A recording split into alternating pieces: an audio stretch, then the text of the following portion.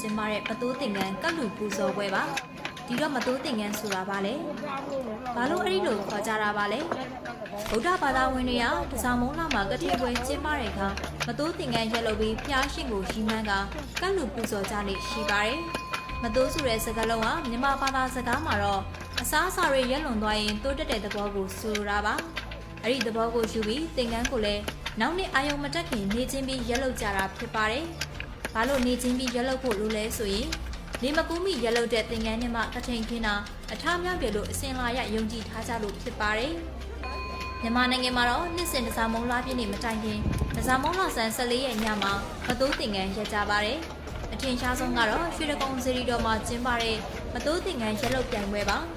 တညာလုံးမိုးလင်းပေါက်တင်ငန်းရက်ကြပြီးတစားမုံလာပြည့်နေမနဲ့အာယုံရောက်တဲ့ခါမှာတော့မြတ်စွာဘုရားကိုမတိုးတင်ငန်းကတ်လူပူဇော်ကြပါတယ်တခြားအနေနဲ့ရရက်ကဘုရားစေတီတွေမှာလည်းမတိုးတင်ငန်းကတ်လူပူဇော်ကြပါတယ်